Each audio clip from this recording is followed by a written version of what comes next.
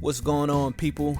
This is Jesse Veal with jesseveal.com, and this one is called Family as the First Institution, the Black Family as a Tool for Empowerment. So let's get into it, right? See, one area that I believe the Black millennial generation is dropping the ball in is family building.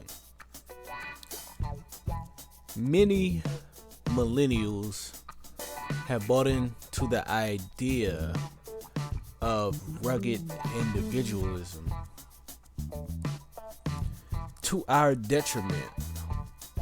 I will give us a pat on the back, particularly Black millennial men, in the fact that we are choosing to not have as many children with women. We're choosing not to fall under the same traps and snares that men of previous generations have fallen into in terms of child support, in terms of alimony, in terms of exorbitantly high divorces that are 80% of those divorces which are initiated by Black women. So we are choosing not to play the game and to get caught in the same system that many Black male boomer and Black male Gen X men have fallen into. However, we have also not been able to find a solution to creating a family without having to face those harsh penalties. So what we must understand is that no other group really plays the rugged individual game. In all societies on planet Earth, the power players within society, the people that run, control, and are considered the upper echelon of society, have families. There are very little, if any, lone wolf, single power players within society. And if they are, they pale in comparison in terms of power, wealth, and influence compared to the 0.01% of all nations around the world. You see, even within the animal kingdom, they have, in the wolf family, they have such things as lone wolves, which, when you look at the lone wolf amongst wolves, right, they make up about 15% of all wolves, so they are a minority, and they're typically older female wolves who have been ushered or kicked out of the pack for whatever reason. Now, the benefit of lone wolves in the wolf family is that they usually are much better at survival. They are usually much stronger because they've had to fight and struggle and survive on their own. So they have developed skills to a much better level than someone or a wolf that was in a pack would, because they did not have the other pack members to depend upon. However, in terms of territorial disputes, while they may be sometimes stronger or better at survival, they are also much more vulnerable when it comes to territorial disputes, being that they are a single member that has to fight against 12 or so wolves, a pack of 12 or so wolves. So they are at a distinct disadvantage. In terms of nomadic lions, which are composed of a similar faith, these lions are normally composed of 2 or less lions. Now, male lions, right? It is natural for male lions who are kin to form a coalition of 3 or more male lions. See, even in the animal kingdom, there's no such thing as a male having to struggle on its own as far as normalcy. These, I'll say that, whether you consider it normal or not, these men that are alone nomadic animals are very much so the minority within their animal group. Typically, in most groups, so I won't even say most groups, I will say specifically in the lion kingdom, males leave the pride. They leave their female relatives as well as their mother and father and the other elder women within the pride at a certain age, but they have their brothers with them that they can hunt and survive with. You understand? And so the ones that don't have these brothers that they can survive with, or whatever male related members that they have, if they are alone, they're at a distinct disadvantage, not only with coalitions that are made up of usually 3 or more males, usually about 3 or so, but they've also had a even worse advantage in trying to take over a pride, a group of women to mate with by themselves. You understand? So this is a biological thing that even in the animal kingdom, this is pretty unheard of. And I use lions because, as an example, because that is the group that I am most familiar with, and it is also the most common group that men use to compare themselves when they're talking about alpha males and beta males and etc. etc.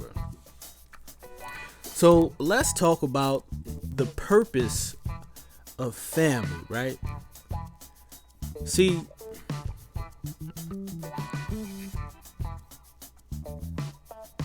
the institution of family has 3 main functions: to provide for the rearing of children, to provide a sense of identity or belonging amongst its members, and to transmit culture between generations. In Western society, the nuclear family is considered the end-all be-all. And more recently, specifically with the Black American family, we don't even have that. You see, because in Eastern society, extended families were the most superior form of family. The nuclear family was considered a degradation of the extended family, and now the single mother or single parent family is a degradation of the nuclear family.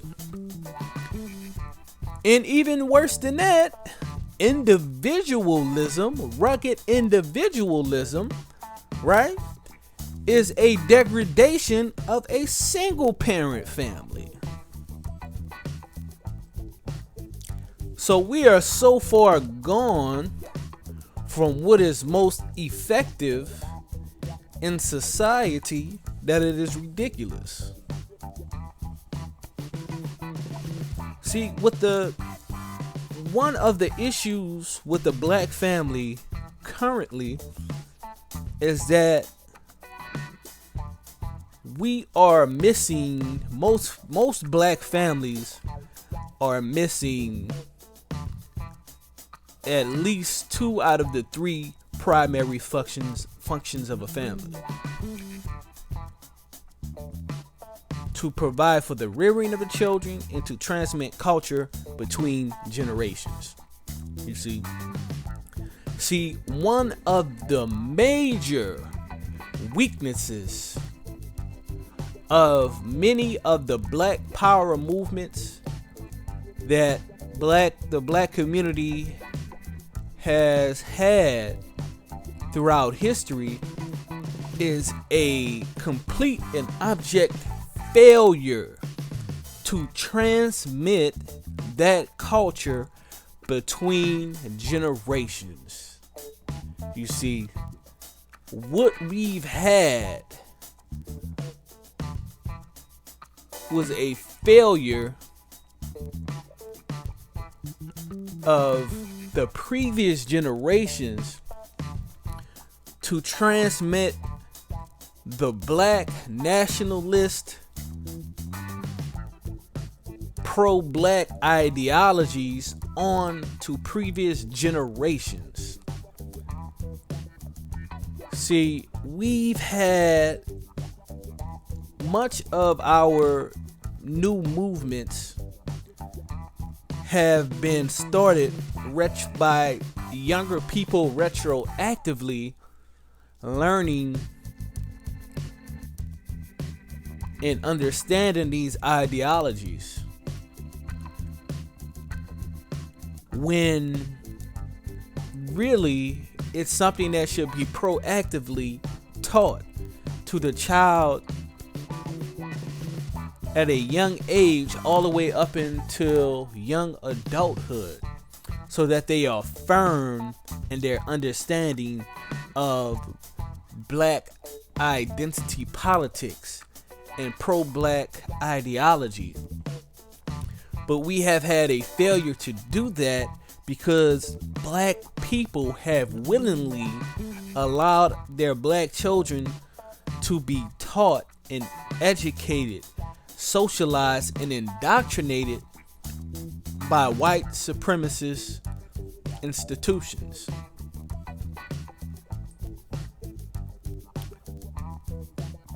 We have had a failure to transmit the understanding and the culture of marriage, to transmit the understanding of vetting the opposite sex to see if they are a compatible or suitable mate for us.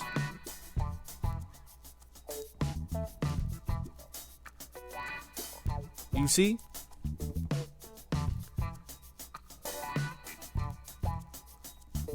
Most of the children during the Generation X era, the late 80s to late 90s, most of those children raised themselves. So they're starting from scratch in terms of culture.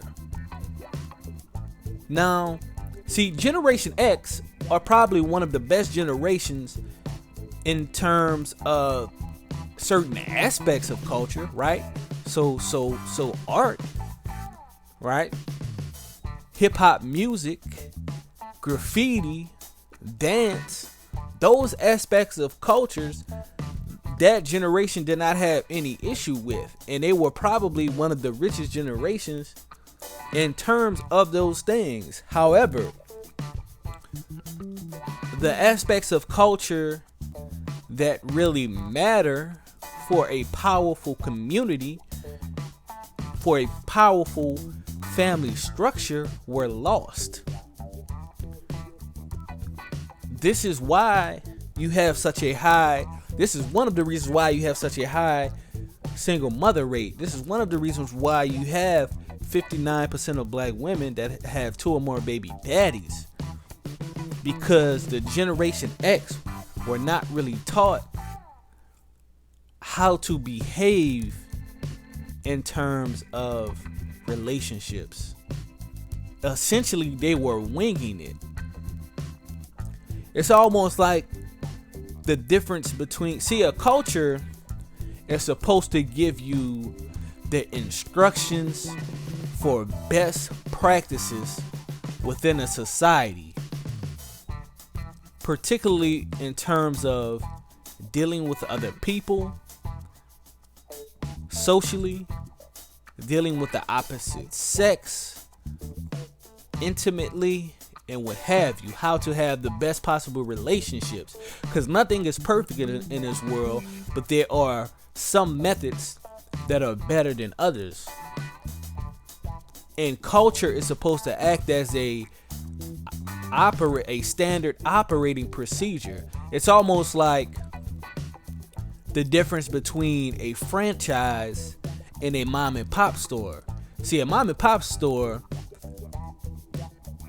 nothing is really regulated. It's everything is, they're winging it. They don't have standards and systems in place how to operate within those mom and pop stores.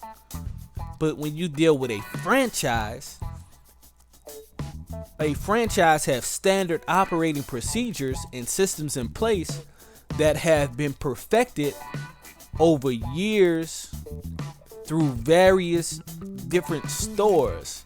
So it's giving you the best practices, the practices that have the best chance of success moving forward, the best possible chance of success within that business.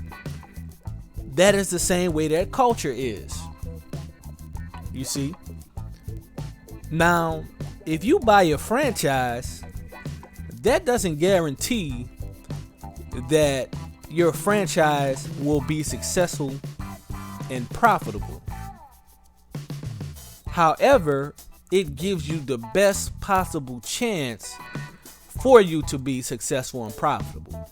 So, having an intact culture, which the black community does not, right?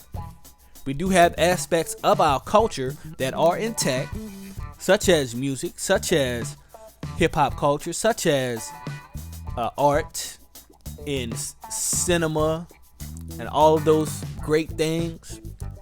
Those things are intact, but in terms of relationships, hell, even social relationships and dealing with each other, we don't even have the know-how how to be respectful to each other, let alone the opposite sex. Just what black women talking to black women, black men talking to black men, we're not respectful. So you know that we have issues with the opposite sex, because it must come with the same sex first and foremost before you can come with the opposite sex. And even simple things as touches in terms of dealing with elders. We have young men and women that don't even respect their elders, which if you go to Africa, that is common sense.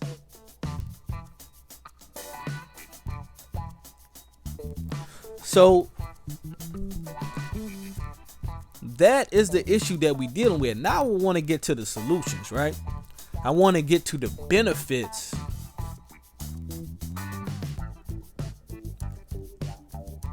See, and I'm going to get to that. So the child rearing of the family is one of the primary functions, right?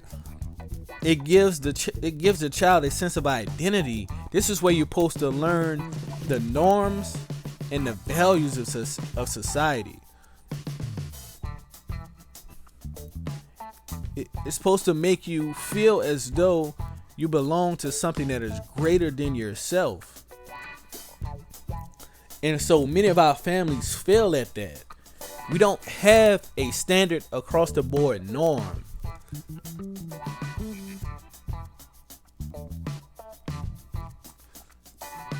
So I want to say, particularly to the black millennial men, solitude is not the option. MGTOW, in terms of choosing not to deal with women at all, it is not the option. You see, the benefits of having a family are numerous. Number one, having a family exponentially grows your potential for income, intellectual resources, financial resources, as well as labor resources. That's number one. See, I've heard a lot of many black women, and this is not all, say things like the man should pay for all the bills in the family. And I've heard some men say this, but I'll tell you this, I've done door-to-door sales. And when it comes to Hispanic, white, and Asian communities, I've sold a lot of products to, all races of people, white, black, Hispanic, and Asian. But I was, by selling products to those other communities, I was able to get insight into those communities. And let me tell you, many of the people in those communities, the men aren't paying 100% of everything within those communities.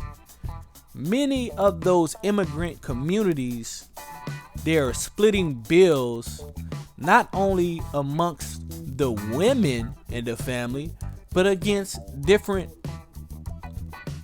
nuclear families that are within that extended families, right? So you have multiple couples that are living in the same house, and they're splitting the bills person by person by person by person by person. So you have you have one house, an extended family that is composed of several nuclear families, right? That are splitting bills amongst each other to save money. So while retarded black men like myself are paying $2,000 to $5,000 a month on expenses as a damn bachelor, Julio and Mei Ling, Cindy Gwen are paying a few hundred a month and saving thousands of dollars each month because we want to be a damn individual.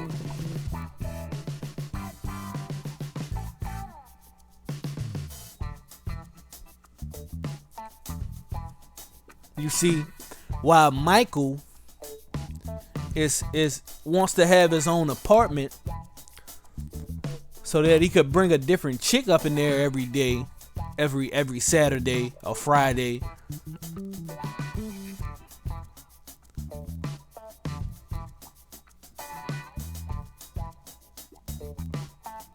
Julio is up here stacking his bread so he could buy your goddamn house. He's only paying $150 a month on a damn water bill. And he's stacking his damn construction money while you throw your money to damn rent money, you jackass. You see, I've communed and communicated with different groups of people. And when it comes to, now I'll say this, I'm not exactly sure about other groups of people that are first, second, third generation American, right? I'm not sure. They maybe they do the thing, maybe they do things that way as well. But when it comes to immigrant, these guys are using their combined resources to open businesses. They're using their combined resources to purchase real estate. They're using their combined resources to affect political change. While black people are buying or renting luxury apartments and buying luxury vehicles and going on trips to Jamaica. Listen, I'm not shaming or downing luxuries such as travel, luxury vehicles, luxury housing, and jewelry and things of that nature. I'm just saying that should be the last thing that we do. We should be focusing on things that are more important, that are a bigger priority than those things. Like those things should literally be the last thing that we do. Like once everything else is in order, then we should treat ourselves with those things that we love, such as that, right? So now, you must understand that the reason that black men of past generations were screwed to such a degree is because they did not properly or thoroughly vet their potential mates. You know, if you listen to the video Elder Speaks Part 1, Part 2, in my video section, and Elder talks about how he looked at surface things that women did and it attracted him to these women. He did not look below the surface. He admits to this. And this is the case with many older black men from Gen X and baby boomer generation. And ironically, even though these men have been through these bullshits such as child support, alimony, and family disputes through the family law, through the family courts, they still try to get brothers such as us, black millennials and zillennials, to still try to go the family route. You see, now just by common sense, if you get with a woman and y'all are both paying $800 a piece on rent, you can combine your resources and actually get to a point where you paying $400 or less combined, which would actually save you an additional $1,200 combined off of housing, which is normally a person's biggest expense alone. And this doesn't even go into all of the other benefits in which married couples, or not even married couples, just couples in general, benefit from. But the biggest benefit is going to be financial,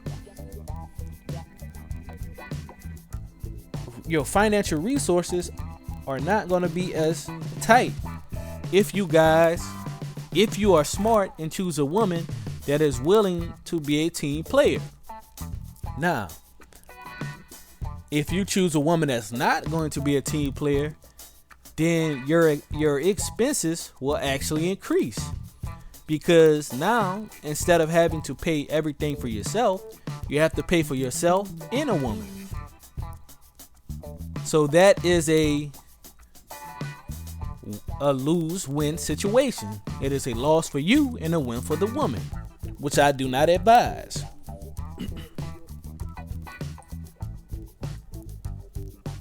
Next, another benefit of the family is the intellectual resources. One of the main reasons, some of the main businesses that produce and perform the worst are one-person operations. And one of the main reasons for that is that you have limited intellectual resources.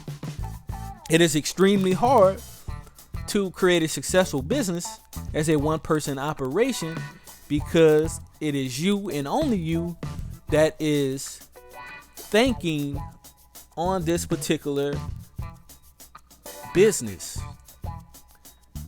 So you only have one perspective. You can only think of so much as a single person. This is why the most successful businesses are composed of two or more people, because you have varying ideologies, you have varying perspectives that are being thought of. Other people will think of things that you would never by yourself be able to understand or be able to come up with, or if you did come up with them, it would take a much longer time. And this is one of the reasons why businesses are considered entities amongst themselves, because they're literally composed of the combined labor and intellectual resources of 10, 20, hundreds and thousands of people. It is combining of those resources, right?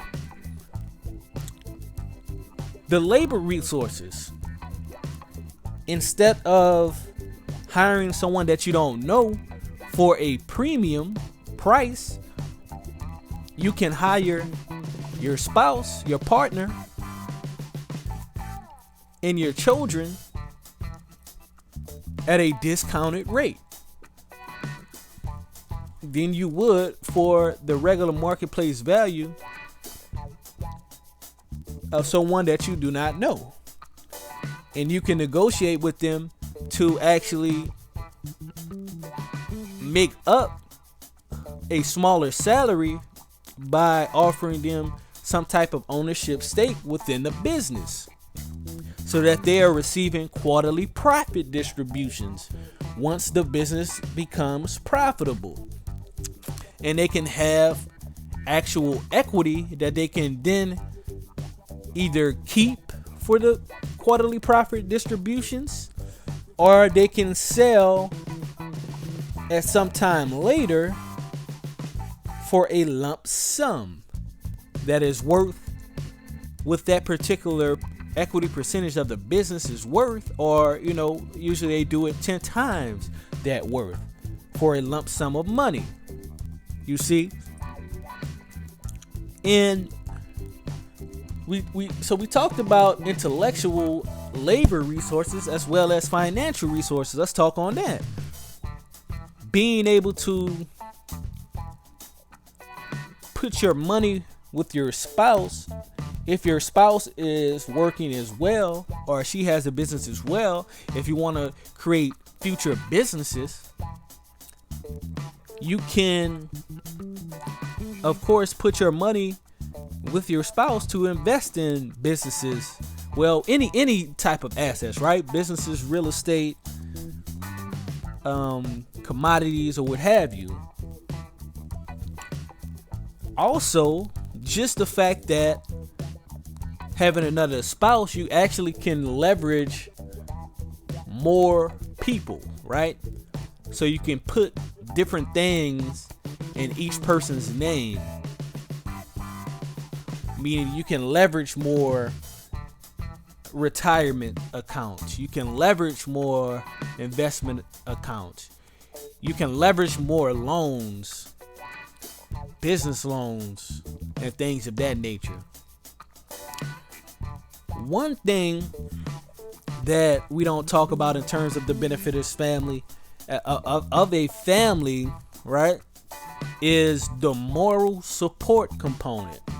Okay, so your siblings and your parent, your mother and father, as an adult, may not necessarily be the most supportive people for your adventures or your dreams or what have you, but your partner and your spouse and your children should, if you're picking and betting correctly, should be the number one supporters of your ventures in your projects and what you're embarking on, right? And this is if you're betting properly. You must thoroughly understand the person that you are intending to be with. Something that many of previous generations have not understood as black men. Most specifically, Gen Xers. Because they were most concerned about a woman having a fat ass and some big breasts, which most black men like that, right? And there's nothing wrong with liking that, but you have to look below the surface for a fruitful relationship. Okay?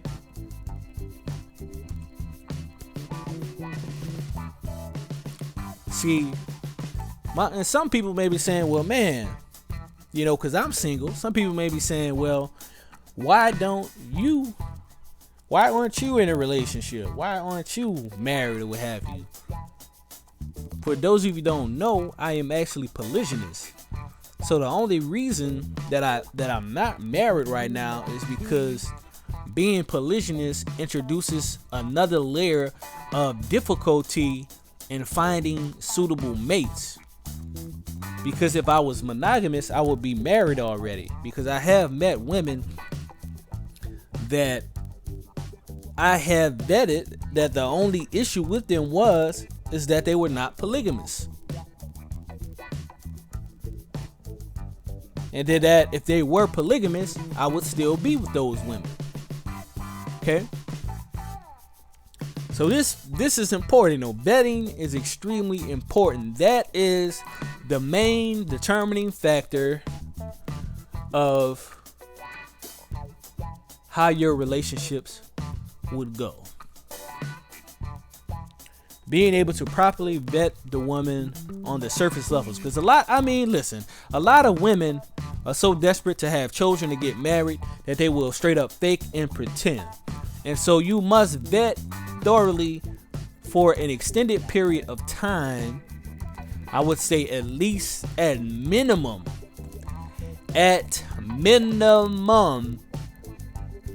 6 months. And you must know how to see. This is the key, what I've learned. Once you make a woman, you must make a woman feel comfortable. You must make her feel that if she messes up majorly, that you will leave her, but you must make her feel like her telling you things about her past and about her personality would not be the cause for her losing you. Once she is comfortable in that aspect, she will tell you pretty much anything and everything that you want to know. Because the reason women hold back this type of information is because they are afraid of losing you. But if you are able to play a front, like, her having 100 bodies won't matter, and her getting gang banged, that stuff don't bother you, she'll pretty much tell you anything at that point. And that's when you get the real information. You see, it's all about being able to qualify and vet the woman, and I learned this pretty much partly in sales and partly just communing and conversing with older men who are more experienced at it, right? See, this is the major key to having a successful relationship. And, even then, you still have the possibility for failure because, like I said, nothing is perfect in this world. Not only that, but the women has the ability with no-fault divorce, if you choose to get legally married, which I wouldn't advise that in the U.S., I would say engage in contracts with her without the state being involved. You understand? She still has the possibility to be fickle and what have you, right? And so from that point, you have to make it more painful for her to leave you and more beneficial for her to stay than it is for her to leave you, right? So, and like I said, the moral aspect, the morale aspect of having positive morale, of having a cheerleader or cheerleaders, as in your wife and kids, to motivate and boost you, are another benefit to family. Because this may not apply to all men, but I can say I know men like this, and I am like this personally. Whereas if I do have a woman that I love and respect, there's another level of motivation that kicks in for me. It's almost like she gives me some type of weird motivational boost for where it's like I actually want to be better, to be more aggressive for her, whether it be in her protection or in her provision, right? Because I am learning to be a minimalist, right? In certain things that matter to women don't matter to me as much. Like, I'm the type of cat, you know what I'm saying? I could live in a tent and be totally cool, you know what I'm saying? Like, I can sleep in a car and be fine with that for a long time, you know what I mean? I can live in a 600 square foot apartment or a tiny house, you see, but that may not be as acceptable for most women, right? So they can provide that extra level of motivation, which is, I already have motivation, but it goes into hyperdrive with a lot of men when women and children get involved. And this is what you must understand. So these are solutions and methods in which you can use family to benefit you. See, you must understand at the end of the day, the world is ran by wealthy, powerful families. See, the 0.01% are the people that rarely, if ever, falter in their position within the geopolitical chessboard. These are people that have created institutions to basically constantly reproduce children that are able to basically mimic their ideologies that they had, and their methods and tools and culture that they had to continue the legacy. And that is another major benefit of family legacy. See, we talk about being successful black men and having successful businesses and making $50,000 to 7 figures a year, but none of that shit matters in the grand scheme of things if you do not have a legacy. See, if you're a multi-billionaire and that shit isn't getting passed down to your children so that they can pass it down to their children, so that they can pass it down to their children, so that you can create a sustained, for at least 2 to 5 generations, a sustained dynasty, then that shit really doesn't goddamn matter. You see, in ancient Africa and pre-colonial Africa,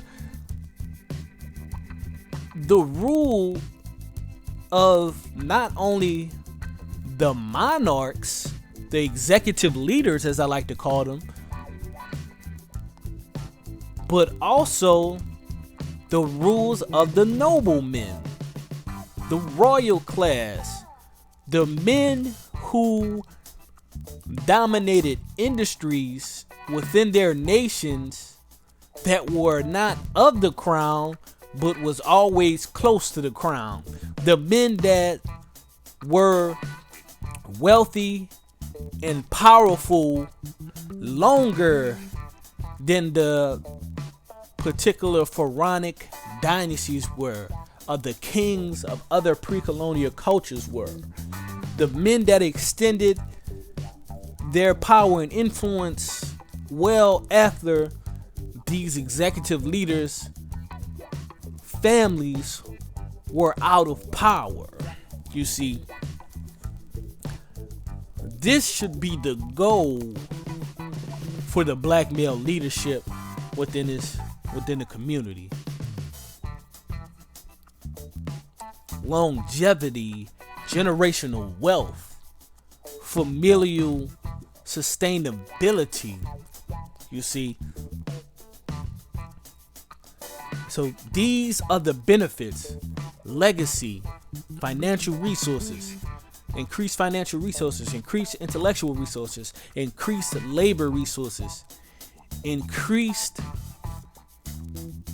people in general, bigger numbers, even in a post-apocalyptic scenario, right? These are the dominant frames. These are the most effective ways to be in human society as a large group of people, not as an individual.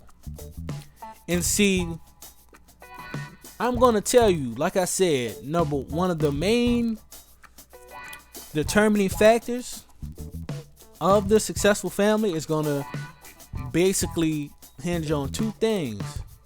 Well, I'll say 3 things. It's going to be dependent upon picking the right woman, so your vetting skills must be up to par. It's going to be dependent on your vision as a man, and it's going to be dependent upon your leadership skills as a man. If you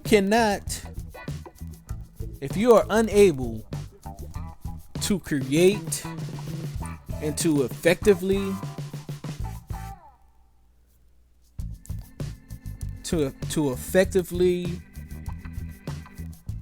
complete those 3 primary functions of a family, then you have failed as a leader. period.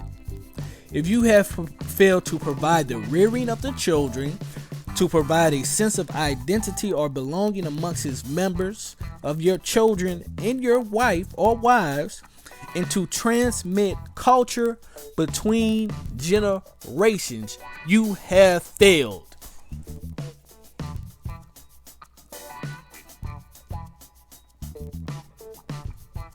One out of three, 2 out of 3 failed. If you do not have 3 out of 3, you failed. Period. Point blank, period.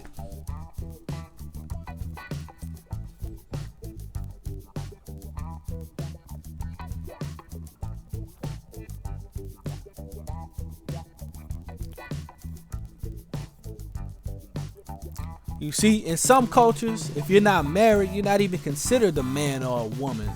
You're still that of a child in some cultures. You see, and I will be closing this video. I just want to leave y'all with this. The easiest way for black people to understand the proper course of action to take to be effective is to look at the things that they stopped black people from doing during slavery, and to look at the things that the 0.01%, the 0.01% of families are doing now with their family. And in slavery, they stop you from getting legally married. They stopped you from reading. They made you basically force you to be polyamorous, which many black women and men are now, having 2 or more different baby daddies and 2 or more different baby mothers. That's polyamory, if you don't know.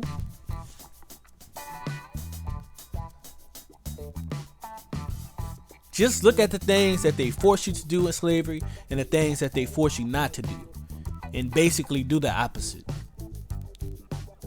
In terms of the people that run this planet, look at the things that they do with their families, and this will tell you the key to the sustainability of the families. One of the wealthiest families, I want to say, I can't remember the exact name. It may have been the Rockefellers or what have you, but one of the Rockefellers released an article and talked about the habits that his family have. They have family meetings twice a year to discuss business, to discuss accomplishments that their children have created. They have a family trust where the money cannot be squandered by the next generation, because the money basically is some type of way where they preserve most, if not all, of the money from that second generation, which is usually the most reckless, and they so the money can all the way automatically go to that third generation, so that the second generation doesn't squander it, because usually the second generation after the wealthy are usually the most the less scrappy, the less rugged, the less they're usually the softest generation, because they've lived in wealth and luxury. And this is usually true for any time period or what have you. And so they found a way to say, okay, let's not give them access to this money to a certain age. That way, the third generation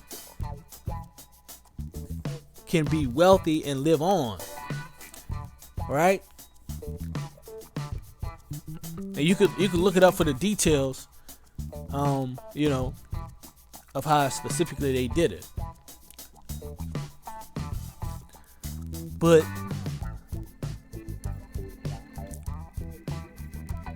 family is a tool for total empowerment. It empowers you in so many areas. It empowers you socially. Most wealthy and powerful people have families, so they want to and would rather deal with people that have families. And I almost forgot to mention this. In a movement, you get and bring more people automatically to your way of thinking and your way of doing things by having a family than you would being a single person. Because single people have to get person by person by person by person. But if you're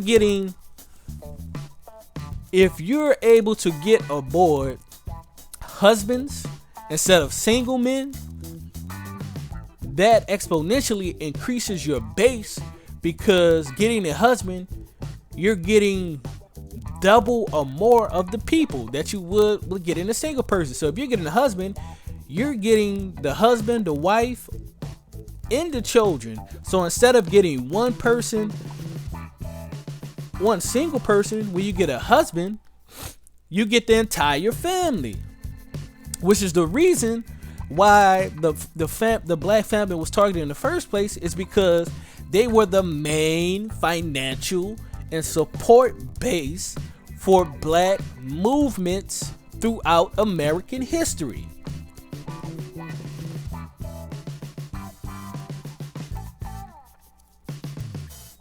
Yeah, man. So I think I'm gonna leave it at a full hour, and I'm gonna let it go after 60 minutes, right? You have to understand this. If you start a movement, let's say the civil rights movement, your movement will grow much faster if you pursue husbands than if you do single men. Because if you pursue husbands, you're getting not only the husband, but you're getting the wife and the children are part of that movement. It almost becomes like a big network marketing thing. This is like network marketing before network marketing, because then that husband goes and talks to his friends who are also husbands. And so instead of going 1 to 1 to 1 to 1 and building that way, you're going 1 to 5. And that 1 to 5 is going 1 to 5. And so it grows much faster.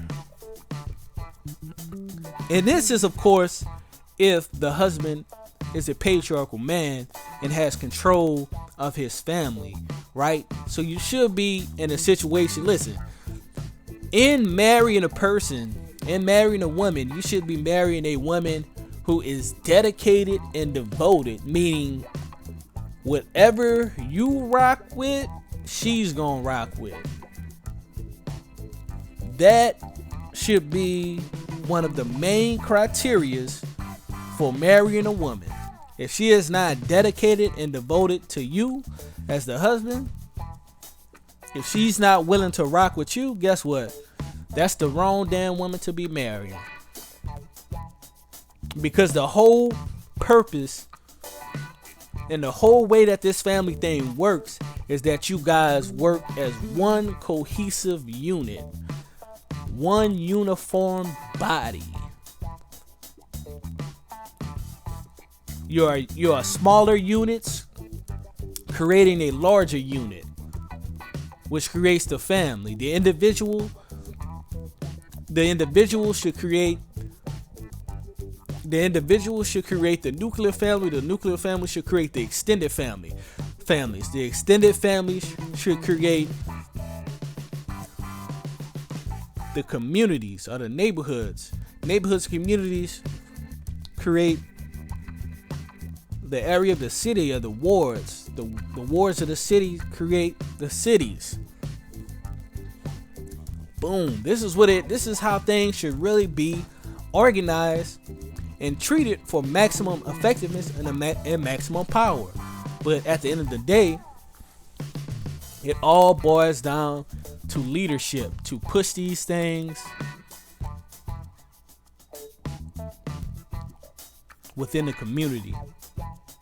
You understand? This is what other groups do. This is how other groups behave and operate